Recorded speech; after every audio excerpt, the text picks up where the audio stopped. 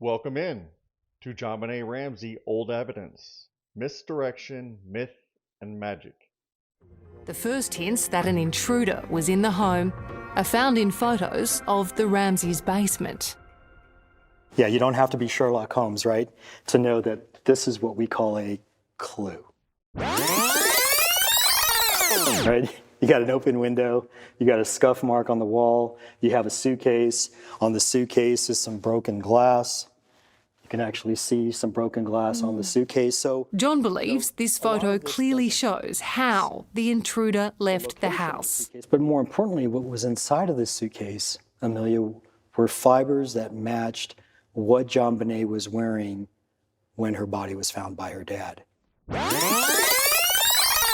Which means that at some point, potentially, her body might have been placed inside of that suitcase. So what does this tell you? Is it particularly well planned? Is it? No, this murder was extremely disorganized. Albert Einstein once said, "There is no audible tick-tock everywhere in the world that can be considered time." And yet for over 27 years and counting, false information continues to be widely spread about the window, suitcase, and other pieces of evidence in this case. Last week on 60 Minutes Australia, John St. Augustine, hired by the Ramseys in 1997, tells us while pointing his finger at the open window that we don't have to be Sherlock Holmes to realize this is a clue, leading our eyes and minds to where an intruder ingressed and escaped after attempting to remove JonBenet's body in the suitcase, sitting below the window. What he doesn't tell you is, this crime scene photo or clue was taken some 14 plus hours after the police arrived at the Ramsey home. So this photo isn't an accurate or true representation of how the window was in the morning hours of the 26th of December. This is how the window looked when the police arrived shortly after Patsy's 911 call. A few months ago, I made a video about the reality of the circumstances and evidence of the basement window. The short video will play after this, so please watch.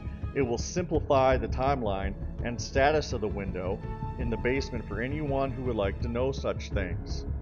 Now on to the fibers. Remember, St. Augustine tells us, more importantly, what was inside of this suitcase, Amelia, were fibers that matched what JonBenet was wearing when her body was found by her dad.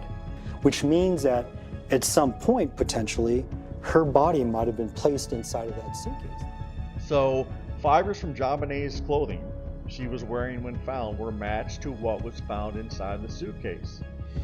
And like magic, it all makes sense, doesn't it? Only it isn't true. It's flat out false. In Lou Smith's deposition in 2002, he reluctantly admits that forensic testing by the FBI concluded fibers from JonBenet's clothing were not a match to the fibers found on the items inside the suitcase. This fact about the fibers was also part of a 2001 Rocky Mountain News article. St. Augustine has always had a long history of spreading disinformation in this case. In 2013, he brought the same show to the circus for true crime author Aphrodite Jones on her show, Real Crime. St. Augustine put on the same presentation for Jones as he did for 60 Minutes, telling tales about the window and other evidentiary items. But a few years later, Jones, after doing her own research in this case, went on a podcast to voice her displeasure at the Ramsey's investigators for taking her on a ride. In part, Aphrodite Jones said, "I said the only thing that's really wrong is sticking to a story that's false. And I think the false narrative that has been paraded amongst the people around the Ramseys and JBR murder needs to be rectified, and this is why I wanted to come on with you tonight to say that, look, I was presented with a story, and the people who presented it to me still believe that story. I just don't believe it anymore."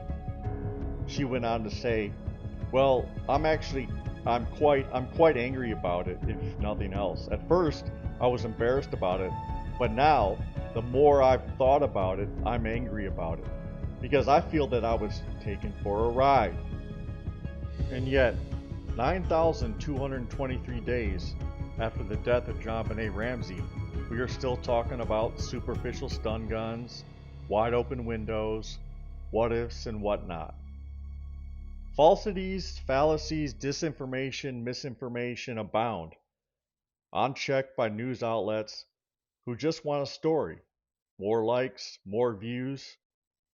Are you watching closely? Yeah, you don't have to be Sherlock Holmes, right, to know that this is what we call a clue. I'm going to try and clear up a common misconception in the Ramsey case that the basement window was open on the morning of the 26th. Fleet White, around 6:30 a.m. or about a half an hour after the 911 call, goes to the basement to search for JonBenet. And in the train room, White discovers the closed window with a suitcase flush against the wall. He moves the suitcase away from the wall. Remember that because it's important. He then gets down, searches for any glass, and puts a small piece that he finds up on the windowsill. Fast forward 6.5 hours when White and Ramsey return to the basement just after 1 p.m. This is right before John finds JonBenet. The window, as you can see, is still closed as both men search the area for glass. So the basement window was closed in the early morning hours when the police searched the basement. It was closed when Fleet White searched the basement that morning. And it was closed when Ramsey and White returned to the basement just after 1 p.m. And so now we have this photo, probably the most infamous crime scene photo in the Ramsey case. The suitcase, as you can see, is pulled away from the wall as Fleet left it some 14 hours ago. And that's the thing. This photo was taken 14 plus hours after the 911 call. So it is not a true or accurate representation of the crime scene or the circumstances of that day. However, this photo alone is responsible for spawning some of the earliest myths in the case of an outside intruder. And to this day, this photo allows the myth to live on.